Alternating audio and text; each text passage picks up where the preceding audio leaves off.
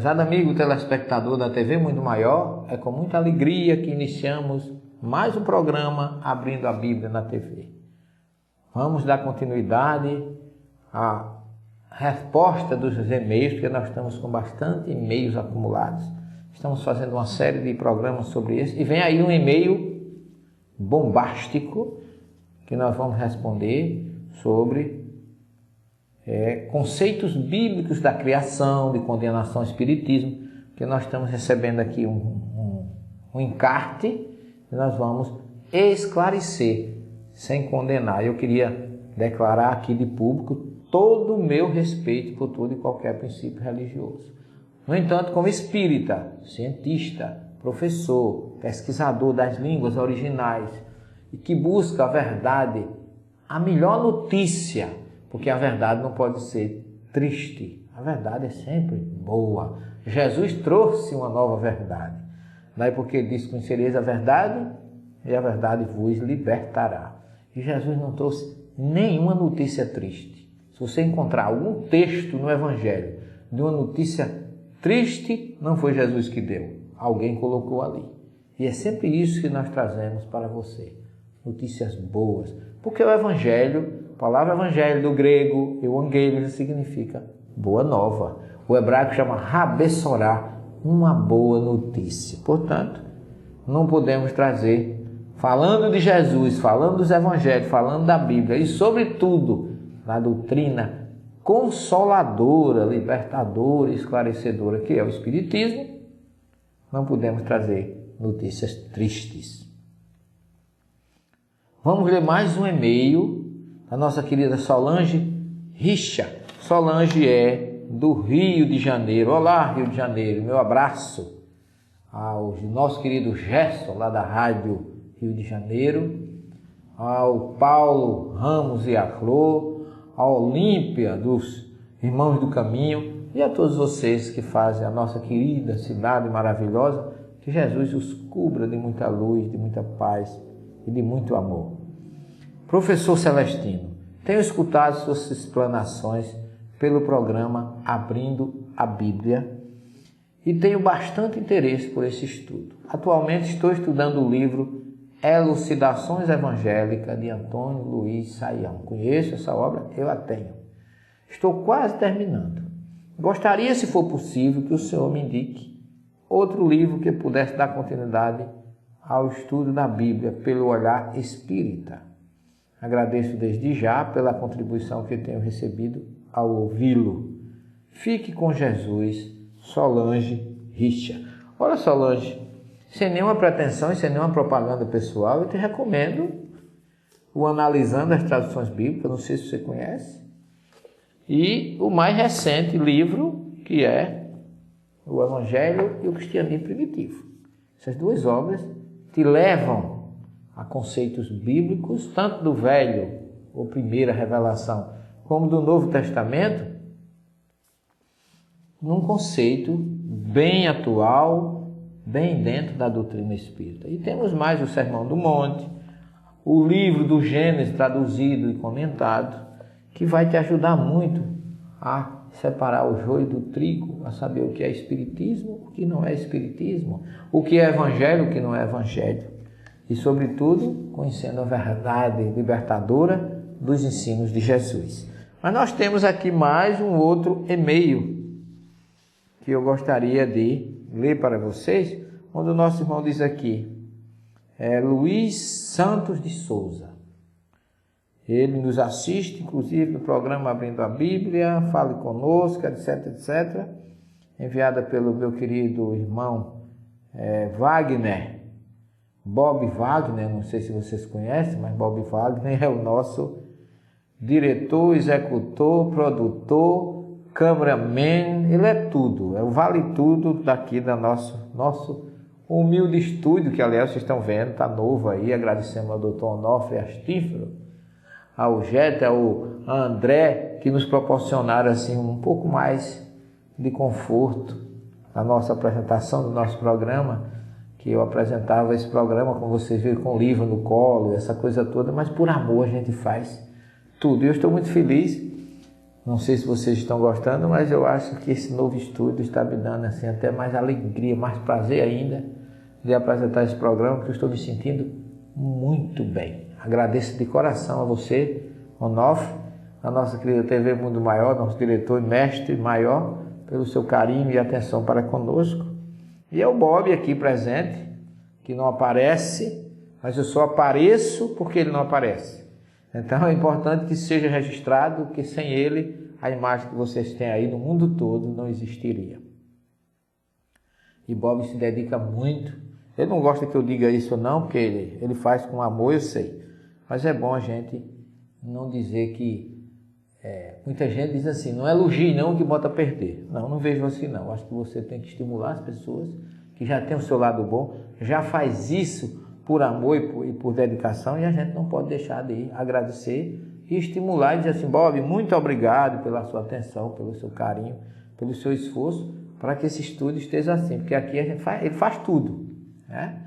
A TV Mundo Maior cedeu o material, mas Bob foi quem montou, foi quem parafusou, comprou fio, fez todas as instalações, então nós não podemos deixar de agradecer a ele pelo carinho e pela atenção.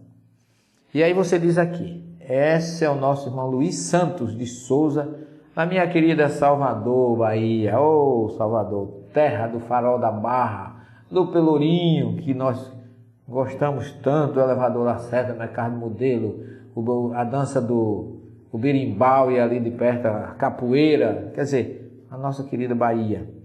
O nosso irmão diz assim, Luiz Santos Souza, de Souza. Caro Silvino Celestino, sou protestante, porém ouvinte desse programa fantástico. Tenho algumas dúvidas em relação à doutrina. Por favor, peço as suas sábias explicações. Veja que coisa interessante. Meu irmão, muito obrigado. Não só pelo seu carinho e atenção, mas também por você declarar que é de outra filosofia religiosa e apresentar respeito pelo nosso trabalho. Eu também sou de outra doutrina religiosa. Sou espírita, mas agradeço demais a sua colaboração e a sua presença conosco, porque eu também tenho muitos amigos pastores, padres, e eles me ensinam muito. Tenho aprendido muito com as outras filosofias religiosas, porque eles nos veem por outro ângulo, e é importante que a gente seja visto também por outro ângulo. Mas você diz aqui, Jesus vai voltar como Rei dos Reis? Sua primeira pergunta. Segunda, haverá o arrebatamento? Como está em 1 Tessalonicenses 4, 16, 17. Para onde vão os justos e os pecadores? Haverá a marca da besta, como está lá no Apocalipse 9, 13, o exército de gafanhoto no Apocalipse 9, e outras pragas descritas no livro. A terra vai ser destruída. Existirá a nova Jerusalém. Apocalipse 22. Agradeço e obrigado.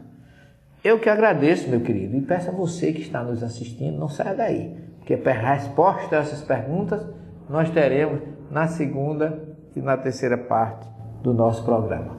Fique conosco. Até já. Não saia daí.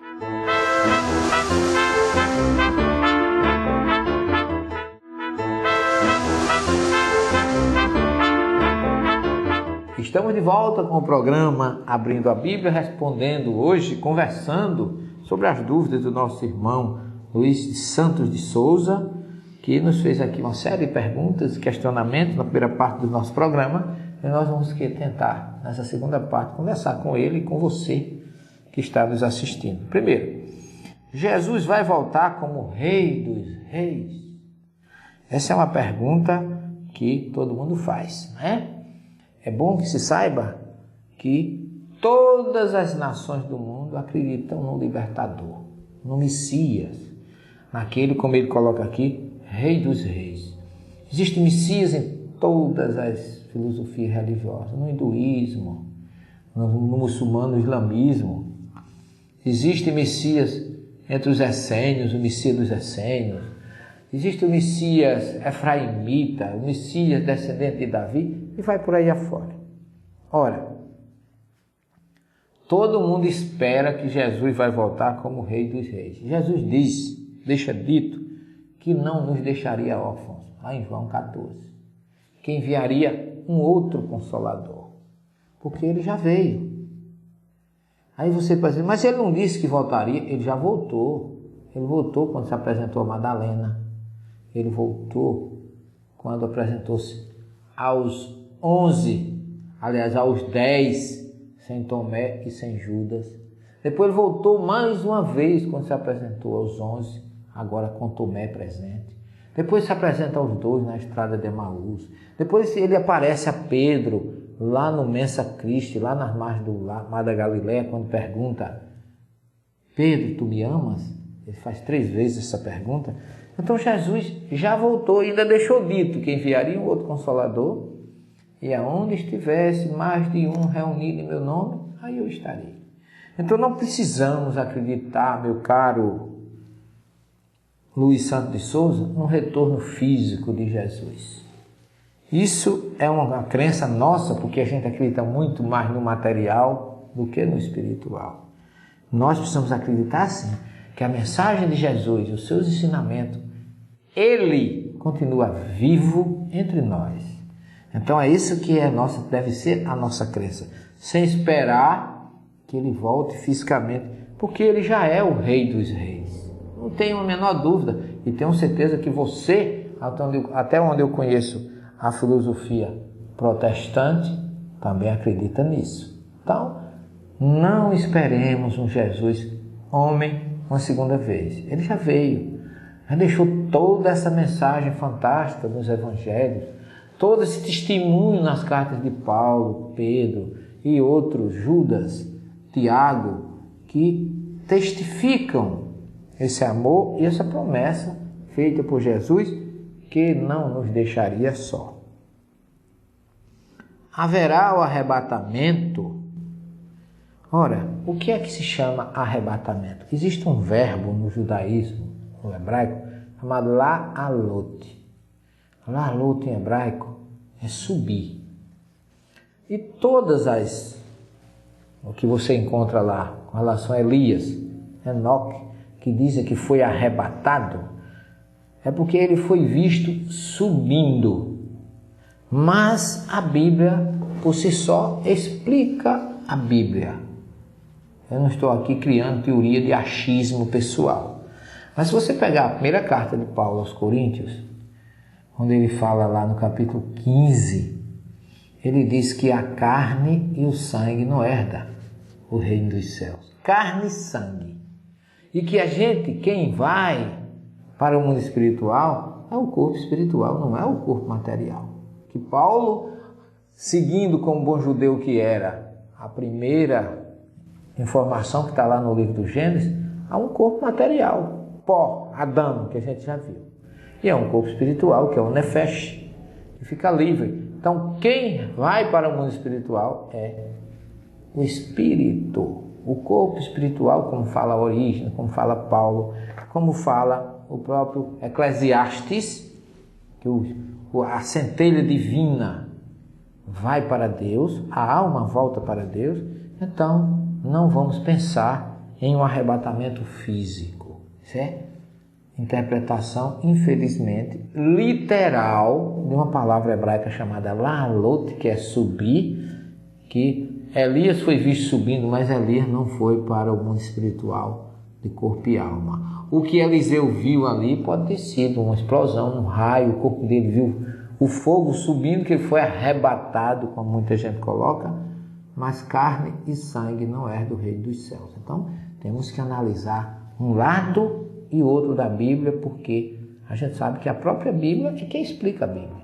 Não que a Bíblia tenha erros, a gente muitas vezes não entende ou interpreta mal ou traduz mal o que está escrito no texto original. Para onde vão os justos e os pecadores? Jesus responde isso no capítulo 5, versículo 28 e 29 do livro do Evangelho de João.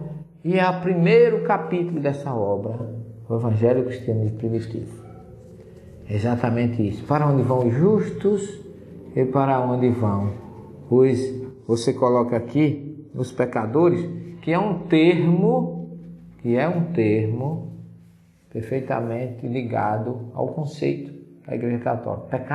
Pecado que vem de culpa. Quem se sente culpado porque pecou. O termo avon, no original hebraico, é erro, e het, que também é traduzido por pecado, mas het em hebraico é alvo. É como se você tivesse errado o alvo, saiu do seu objetivo, fugiu dos caminhos de Deus. Então você fugiu, saiu do correto, você errou. Daí traduz muita gente por pecado. Mas Jesus diz aqui: para onde vão os justos e os pecadores? Capítulo 5, versículos 28 e 29. Não vos admireis disto, porque vem uma hora em que todos os que dormem nos túmulos ouvirão a voz dele e sairão. Aí é que vem você. Para onde vão os justos? Os que tiverem feito as boas coisas vão para uma ressurreição de vida, despertam para uma vida eterna com Deus. Esses não precisam mais voltar, porque já a palavra ressurreição é nascer, aparecer, surgir no mundo espiritual, não é no mundo material. E os que fizeram o mal ou coisas ruins vão para um julgamento. Não vão os justos para um inferno pré-construído por Deus para castigo nosso. Jesus jamais viria trazer uma notícia dessa para nós. Jesus é um ser maravilhoso, bondoso, justo, misericordioso e veio aqui para nos trazer boa notícia, não notícia ruim. Mas não saia daí não, que esse assunto vai continuar, porque eu quero deixar Luiz Santos de Souza com todas as respostas e esclarecimentos que ele precisa, dizendo a ele que ele pode contestar ou não aceitar, mas vai verificar se o que nós dizemos procede ou não. Até já, não saia daí, só um minuto, hein?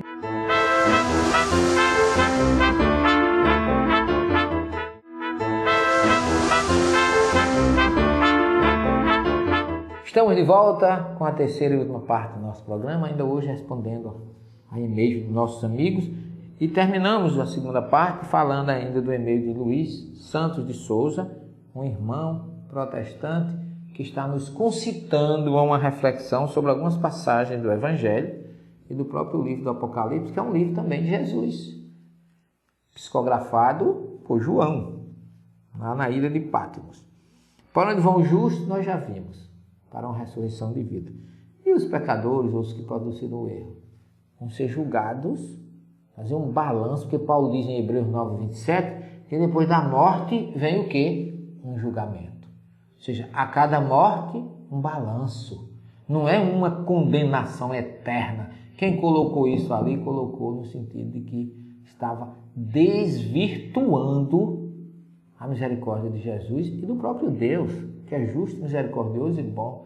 Não ia criar um inferno eterno para os seus filhos, muito menos um Satanás para perturbar e desafiar os seus filhos. Quem de nós colocaria um doido viciado em dinamite na casa do nosso filho para explodir lá a qualquer momento, como vizinho do nosso filho? Precisamos refletir sobre algumas colocações que não são compatíveis com a misericórdia divina, com o amor e com a bondade de Jesus, que veio nos trazer notícias boas através do seu Evangelho. Haverá a marca da besta, como está lá em Apocalipse 9. O exército de gafanhotos e outras pragas descritas no livro. Queria deixar bem claro, meu caro Luiz Santos, que o Apocalipse é um livro altamente simbólico. Como a Bíblia tem muitos símbolos. A literatura apocalíptica é uma literatura judaica, não é cristã. Veio para aqueles que eram seguidores de Jesus, mas a linguagem, esses símbolos, o Apocalipse trata das coisas que acontecerão no final dos tempos, porém de forma simbólica, nunca literal. O que representa esse exército de gafanhotos?